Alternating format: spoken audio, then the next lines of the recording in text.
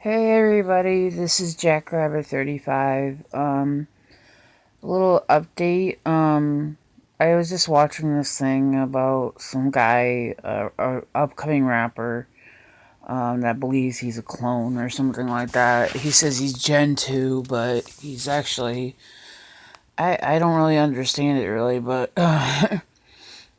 he says he has an identical clone, identical person that looks like him and is his twin and everything, that he's generation 1 and that he's generation 2. I'm like, okay, if you have a twin, you're both generation 1, or if you're born nowadays, you're basically generation 2, basically, I think. I don't know how it goes really, but it was really weird, and I even wrote down a comment, because me and my twin sister are basically, I think, generation 1, like the first generation. We were both born in the 1990s. Well, basically 1980s, because we were born in 1984. But we basically grew up and played with friends in the 1990s when we were able to play. We weren't able to play much when we were babies. Basically, twins, when they're together, they have their own. They can have their own language. That they're only able to understand, and that they communicate to each other, and that other people are like looking around like, what are they saying? Are they like conspiracy, like trying to do a conspiracy against other people? Like, people are confused when twins talk to each other in different languages and they don't really know what they're saying. It's kind of funny at the same time too, but weird at the same time too. Also, twins can sense when the other one is hurting or hurt or sick. Sometimes when one twin is sick and the other one isn't, once the other one is back to good health, the other twin gets sick. That happened to me. That happens to me and my twin. When my twin was in surgery, I tried when my twin was in surgery. I was always wanting to be there to support her, or to be there just in case something went wrong. That happened in her first surgery, where her ovary had to be removed, because even though both of the ovaries in a woman, one is always bigger. Well, in her case, one got it went bigger than it was supposed to, causing her really bad pain. And I called my grandmother up and I said, "Look, I know you're probably tired. I know you're either busy or tired, but I need to get down to the hospital right away. There's no ifs, ands, or buts." And my grandmother knew basically right off the bat that I was dead serious. And I would have walked down the friggin' highway if I had to get down to Meriden to get to her. And I got there. I was there with my mother, my father, my brother Mark, his girlfriend.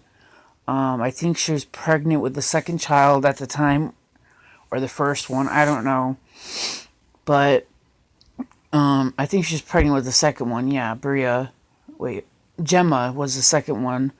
And I stood by those. I was there before my parents got there, and I was there during prep time with her and everything like that. I was holding her hand when they were sticking the IV in her. She doesn't mind needles, but she was scared about the surgery. She was very nervous, and that made me mad. It made me seriously pissed off and very high strung. I was asking questions. I was being like the mother figure basically. And I was basically up everybody's ass about everything, asking questions, trying to get answers, like everything. I was annoyed and being annoying at the same time. And I just wanted answers. I wanted to know why this was happening to her. Out of everybody in my family, why was this happening to her? Because we don't know anybody in our family that had this problem.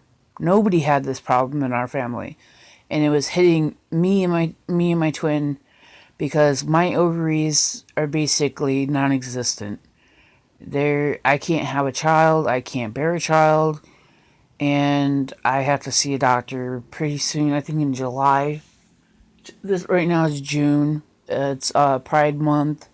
My twin is even coming down, she said, to be with me at the parade and festival, which it means a lot to me because I'm with twins. Normally they follow each other in each other's footsteps, but she's Christian, I'm pagan, she's straight, and I'm asexual.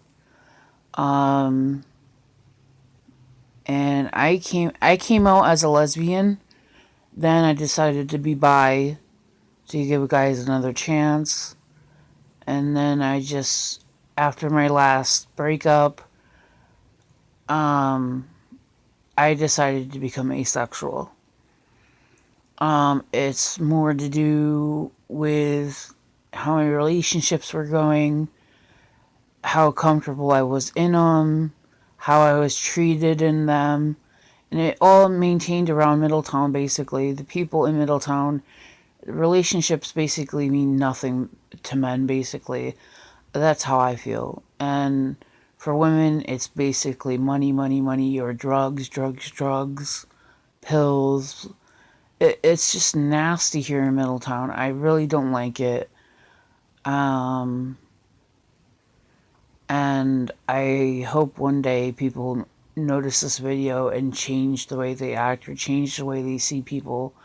And this is the first ever Pride, uh, well, Pride Parade and Pride Festival in Middletown.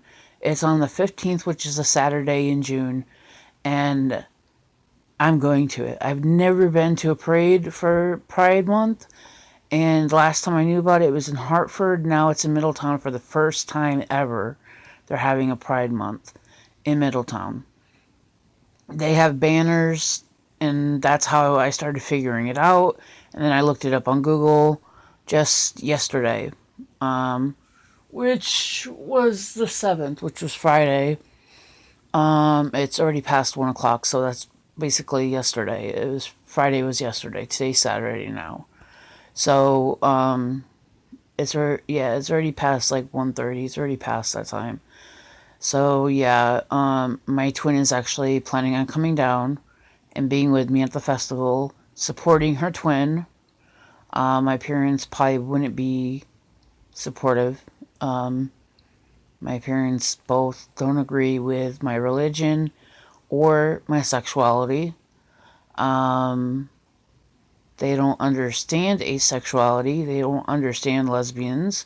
They don't understand being bisexual. They're Christian. But at the same time, being bisexual or being gay or being lesbian, you can still be a Christian. You can still be a Catholic, but you get like frowned upon. It like shunned basically.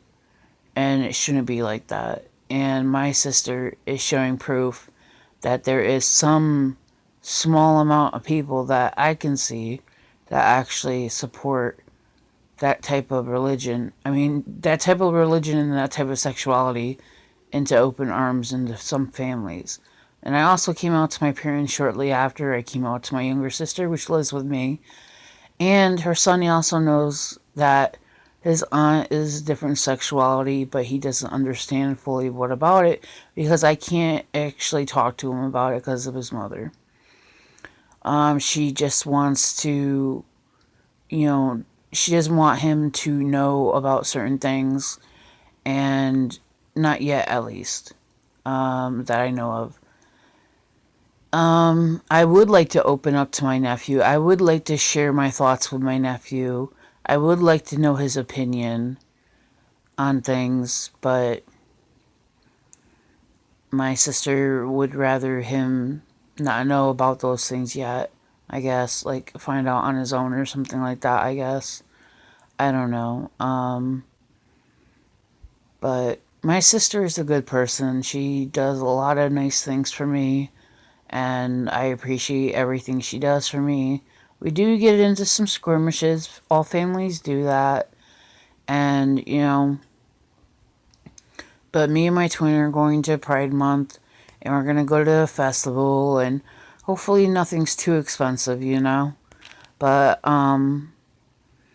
twins sense things with each other. Twins know when each other are in pain. Twins get sick, and then the other one gets sick once the other one is better. A lot of things happen with twins, and they had their own language when they're little. A lot of them do. And there's the twins that do the harmful things, either to each other or with each other, and that's not what we are. We don't harm each other. Well, we had a couple fist fights in the past, but nothing really dangerous. She cut my ear open during a fight with her like sharp nails, and I sprained her ankle and cut up her face with my hands. But that was in the past, and we're like past that. I still do have a scar in my ear, but it's not bleeding still. So, you know. But I love my sister, I love my twin, and I wished my parents would act more happier with what I decided, but that's their own opinion. They can believe in whatever they want to believe in, but they shouldn't force anything on me, and they shouldn't preach to me because it offends me. And if they want me to stop preaching to them, then they don't need to be preaching to me. And I don't even preach to them. They just preach to me and offend me in every single way possible. They sent me a video of my twin getting baptized and thought that I would be happy when my twin promised me, made like a pact with me that she would never get baptized. And she basically lied to me, and my parents thought, oh, here's a good opportunity to make Melissa mad. And they successfully done that. And my twin, for a while I wasn't talking to her, and every time I did talk to her I was very angry and very unhappy with her. For a while I didn't talk to her, at least a whole day or two. I did not talk to her, and she knew that I was mad at her, so she knew not to talk to me and just to give me my space. So I'll let you guys go, but on Pride Month this month, which is on the 15th at 2 p.m. in Middletown, Connecticut, hopefully there's some people that recognize me in my videos, and, you know, if you want, you can come up and say hi. I'm fine with that. Hopefully some of you live in Connecticut and can come down and, you know, chit chat, whatever, you know. I'll be happy to see you there, and I hope that my parents bring her down, because otherwise we might have to get my grandmother to get her or something. I don't know. But I love you guys, and happy Pride Month, and I love all of you guys. Bye-bye.